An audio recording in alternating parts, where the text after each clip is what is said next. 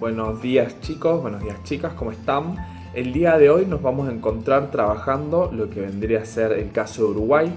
Con esto, digamos, vamos a cerrar uno de los puntos centrales de la unidad 1,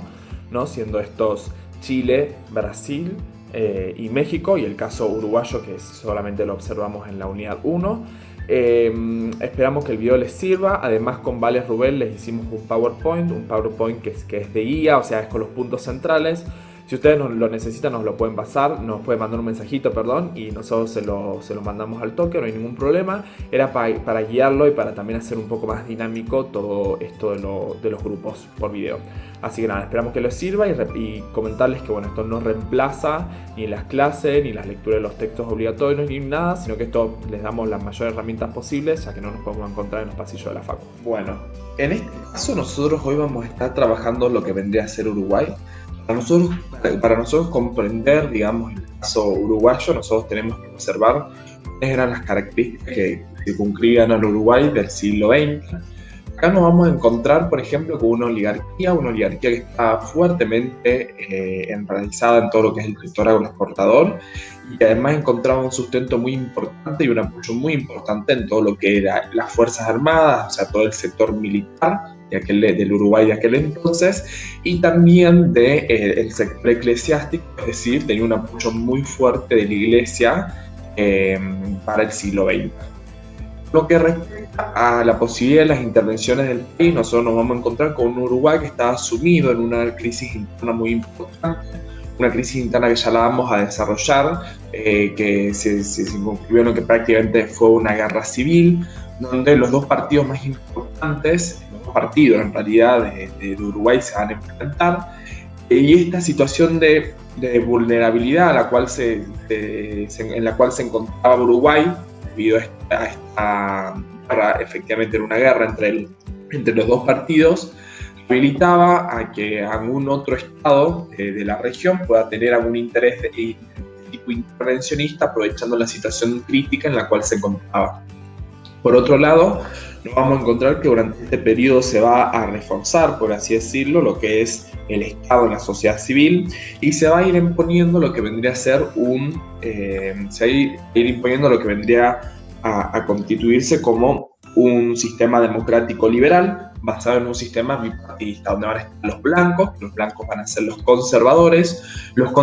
se encontraban principalmente en el interior del país, era el partido de los blancos, era el partido que imperaba al interior del país. Y por otro lado nos vamos a encontrar con los colorados, que van a ser los que imperen en las grandes ciudades y en las zonas portuarias. ¿Sí? Estos van a ser los dos partidos que van a constituir el sistema bipartidista de aquel entonces. Bien, como comentaba, nosotros nos vamos a encontrar con que va a haber una crisis que prácticamente inicia en 1890 y una guerra civil muy importante se va a desenvolver, en la cual los dos actores que van a chocar y que se van a encontrar en ella van a ser los dos partidos existentes, ¿no? El partido de los blancos y el partido de los colorados. Y lo que va a suceder acá es que se van a replantear algunos puntos a tener en cuenta para la política uruguaya, donde la legitimidad política, la ampliación de la ciudadanía y la aparición de nuevos actores van a ser algunos elementos que van a ser fundamentales para comprender algunos de los resultados, algunos de los impactos que tuvo esta crisis con la guerra civil, ¿no? que también provocó. De esta guerra, fue una guerra civil entre blancos y colorados, nosotros nos vamos a encontrar que Valle y Ordóñez, Valle Ordóñez, repito, es una sola persona, se escribe Batle, pero se pronuncia Valle, y eso es muy importante porque a la cátedra le gusta que esté bien pronunciado el nombre. Nos vamos a encontrar con que Valle Ordóñez va a salir, por así decirlo, victorioso, se va a alzar victorioso de alguna manera de esta guerra.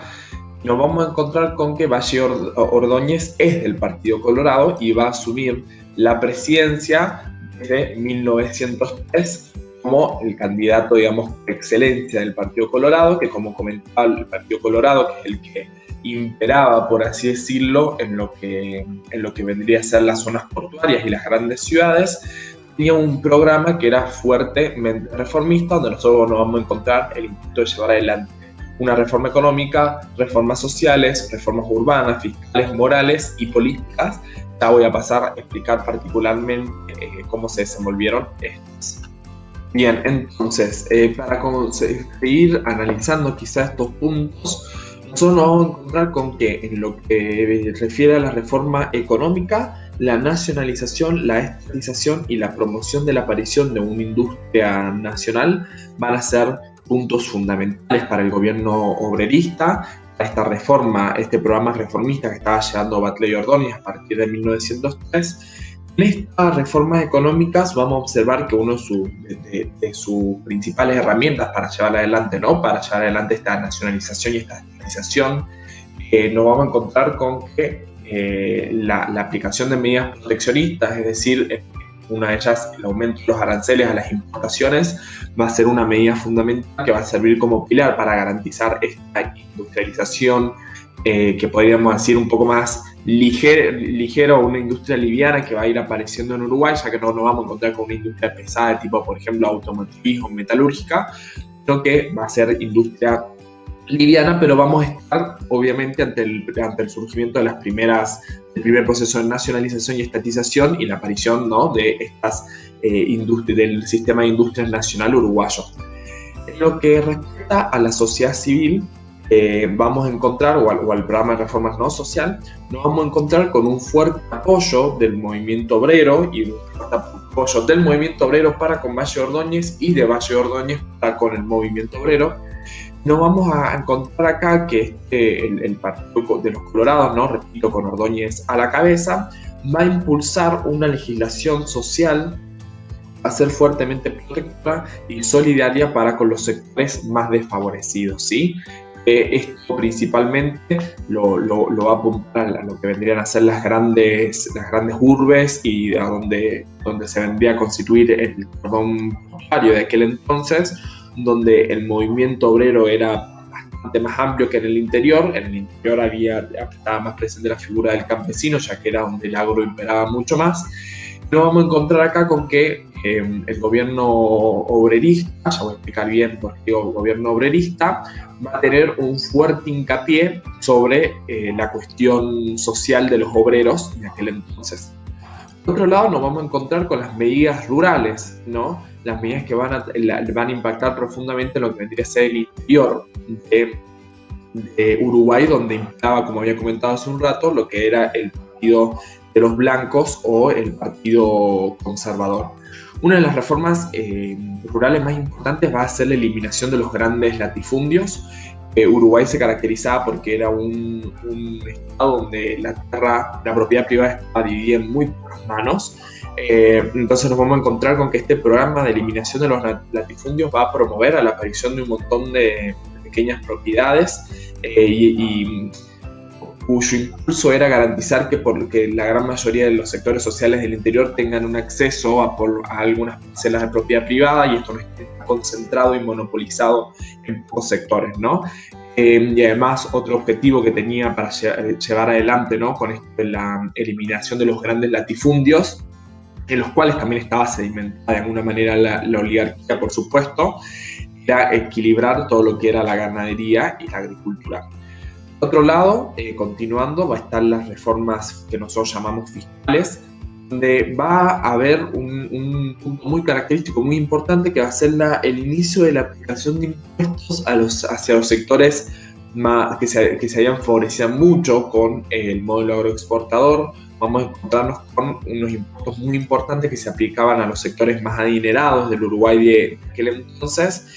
y va a haber consecuentemente un descenso de los impuestos que antes eran destinados a los sectores más bajos, a los sectores obreros y a los sectores campesinos de aquel entonces en Uruguay.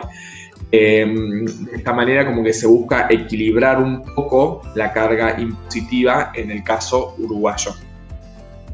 Bueno, en lo que respecta a lo que conocemos como reforma moral, nos vamos a encontrar con reformas en el sistema educativo, con intentos de ampliación del sistema educativo y ampliación del acceso al sistema educativo. Nos vamos a encontrar con reformas que fueron profundamente clericales, que apuntaban a disminuir el poder y la influencia que tenía la Iglesia, no solamente en el interior, sino también en las grandes urbes, en las zonas portuarias, y a ello se tiene que sumar con un intento de disminuir la influencia política, profundamente política, que tenía la Iglesia en aquel entonces. Además de ello, cuando observamos las reformas morales, vamos a observar que va a haber un gran apoyo en términos de ampliación de los derechos de las mujeres, que va a ser un eje muy importante del gobierno de Valle de Ordóñez, y el inicio de la discusión de lo que va a ser la identidad nacional en el caso uruguayo. Por otro lado, con la última reforma, que es la reforma política, que acá hay un punto central en la que me voy a detener, vamos a encontrarnos con una politización de la sociedad, es decir, las discusiones políticas que en la sociedad van a ser no solamente mayores, sino que van a ser más caldeadas, van a estar extendidas a la gran mayoría de los sectores sociales, sino que una gran propuesta, y la propuesta, digamos, quizá más, una de las propuestas más fuertes que llevó adelante Valle de Ordóñez durante su presidencia, que como digo inicia en 1903, va a ser la conformación de un ejecutivo colegiado. El Partido Blanco, que era el partido opositor de aquel entonces, apoyó algunas de las medidas que el programa reformista de Ordóñez llevaba adelante.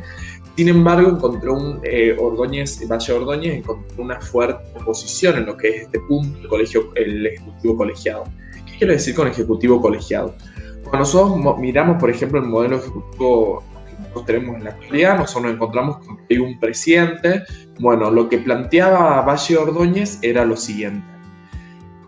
Cuando un presidente gana las elecciones y asume,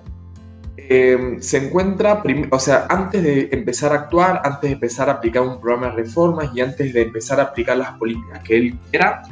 se va a encontrar ante una situación primero de análisis, primero de observar cuál es la situación en la cual se encuentra el país. Va a tener que hacer un análisis orgánico de la gran mayoría de las variables del país, porque sin tener ese análisis en realidad situacional, ese análisis de la situación nacional, es prácticamente imposible, según Valle de Ordóñez, que el presidente pueda aplicar medidas óptimas, ¿no? Uno no puede aplicar medidas, uno no puede aplicar un programa reformista sobre una realidad que les es desconocida. Entonces lo que plantea Valle de Ordóñez es que a esta problemática se suma una segunda problemática, que es la de que los años que dura la presidencia no bastan prácticamente para llevar adelante una reforma que sea orgánica y una reforma que sea total. A lo cual tenemos que sumar, si por ejemplo nos encontramos con un mandato presidencial del Partido Colorado y luego un mandato presidencial del Partido de los Blancos, nos vamos a encontrar que posiblemente los blancos borren el legado que ha dejado el presidente Colorado, o nos vamos a encontrar con un presidente que limpie, por así decirlo, todas las reformas que había hecho el partido anterior, y de esta manera este tipo de bipartidismo que nos encontramos va a impedir el avance de un país, ¿sí? Porque no iba a haber una proyección de políticas a largo plazo. Y al no haber una proyección de políticas a largo plazo, iba a ser muy complicado que Uruguay salga de la situación en la cual se encontraba. A razón de todo esto, repito, son las cuestiones que yo venía comentando, nosotros nos vamos a encontrar que la propuesta de Valle de Ordóñez va a ser la construcción de un ejecutivo colegiado. Es decir, un ejecutivo compuesto por una cantidad determinada de miembros, que es ampliada, y que además de ser ampliada, porque son muchos, es una cantidad impar para evitar que haya situaciones de empate, por así decirlo, cuando se produzca un esquema de votaciones. Bien, entonces, cuando nosotros analizamos lo que es la reforma política, ¿no? Y este punto tan polémico que fue el ejecutivo colegiado, nos vamos a encontrar con que para poder acceder a este ejecutivo colegiado, que repito es un ejecutivo ampliado porque es un gran número de personas, y además de ser un número de personas importante, también se va a sumar que es impar para que no haya empate en las votaciones. Nos vamos a encontrar que para poder acceder a este ejecutivo ampliado, uno debe haber ganado las elecciones. Es decir, una persona gana las elecciones, por lo tanto accede al ejecutivo ampliado. Y las personas a las cuales se les termina de alguna manera el mandato, el mandato dentro de este ejecutivo colegiado, se van a ir retirando cada una determinada cantidad de tiempo. Lo que esto de alguna manera lograba, lo que el Ejecutivo Colegiado pretendía, era que no haya un cambio de políticas abruptas, que no haya un partido nuevo, borrón y cuenta nueva de todo lo que se venía construyendo, sino que haya un espacio como si fuera asambleario entre estas personas que conformaban el Ejecutivo Colegiado, que sea un espacio de discusión donde haya más de un partido, porque nos vamos a encontrar que una elección la pueden ganar los blancos, otras elecciones pueden ganar los colorados, pero de esta manera iba a ser un ejecutivo que iba a estar conformado por una multiplicidad partidaria. Y de esta manera lo que se buscaba era que no haya esta suerte de borrón y cuenta nueva y que políticas que se venían implementando se borren e intentar buscar medidas de transformación del Uruguay más a largo plazo, como decía Batlle y Ordóñez. Sin embargo, la preocupación central o la crítica central que hizo el Partido Blanco a esta propuesta política, a esta reforma política ballista, va a ser que para que este ejecutivo colegiado logre pasar de ser, por ejemplo, colorado a blanco, o sea que en vez de que primen los colorados, que primen los blancos y que estos puedan por lo menos imponer un poco más de puntos de discusión o imponer algunas reformas o tener más fuerzas al interior del colegio, los blancos iban a tener que ganar un montón de elecciones seguidas. De esta manera, el problema que detectaban los blancos en el sistema del Ejecutivo Colegiado es que, si bien garantizaba políticas a futuro, políticas a largo plazo, reformas a largo plazo, e impedía la existencia de estos borrones y cuenta nueva, que el Ejecutivo Colegiado deje de estar compuesto meramente por un partido político y haya un cambio, por ejemplo, en la balanza, por así decirlo, que dejen de estar todos los colorados y aparezca una preeminencia de los blancos al interior del Ejecutivo Colegiado. Va a pasar mucho tiempo, ya que los blancos no solamente iban a tener que ganar las elecciones, sino que iban a tener que ganar muchas elecciones consecutivas para poder adquirir una mayoría al interior de este Ejecutivo Colegiado. Entonces, esta va a ser la propuesta, digamos, ampliamente rechazada, que una de las que no va a lograr llevar adelante Batlle Ordóñez, pero que fue una de las más interesantes,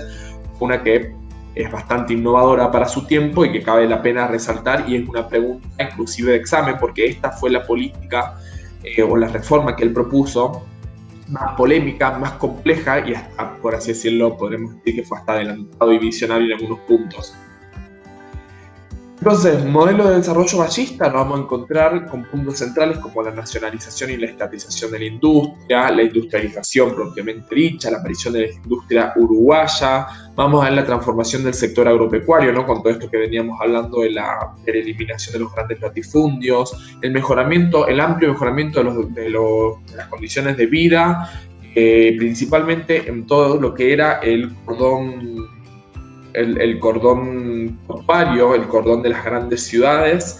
y los grandes puertos, donde la clase obrera tenía una realidad bastante complicada, y además en este mejoramiento de condiciones de vida van a haber un montón de concesión de derechos. Yo me acuerdo ahora el derecho a huelga, el incremento de la educación, la ampliación del sistema educativo, el inicio de la concepción de lo que es la justicia social también va a estar muy presente en el modelo de desarrollo ballista.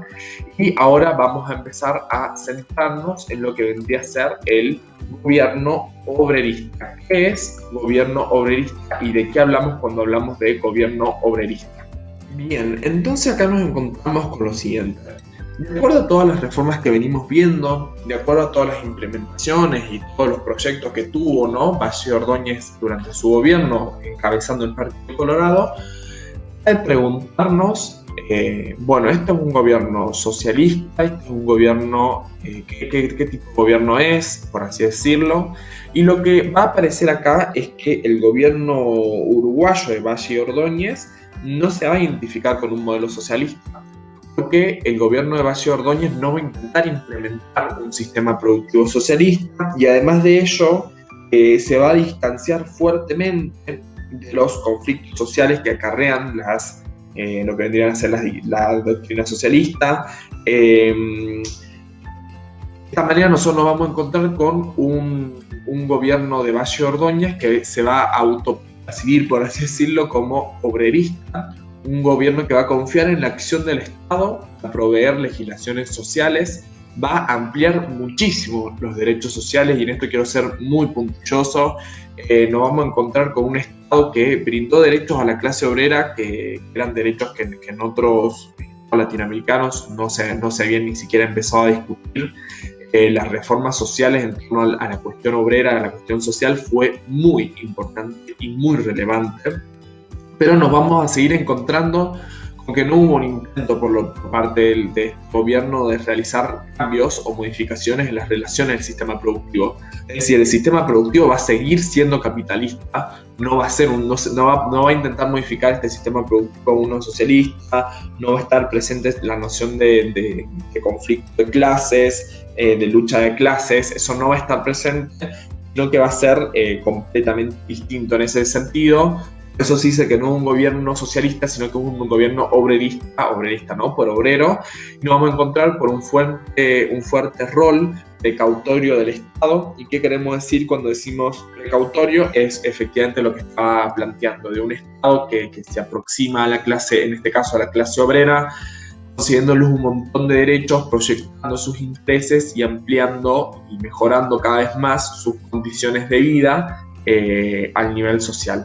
Entonces, con eso, de alguna manera, nosotros terminamos con el caso uruguayo de América Latina. Eso fue todo en el día de hoy. Como repito, trabajamos el tema de Uruguay. Esperamos que les haya servido de mucho, esperamos que haya sido de mucha ayuda. Y cualquier cosa nos pueden mandar un mensaje a mí o a Valen o a Isis, no hay ningún problema. A cualquiera de nosotros nos mandan un mensajito y al toque le respondemos. Si no, nos mandan al Instagram o a las redes sociales de La Franja y ellos nos van a poner en contacto con ustedes al toque. Así que nada, esperamos que les haya servido mucho y ya en algún momento lo estaremos viendo en la facu.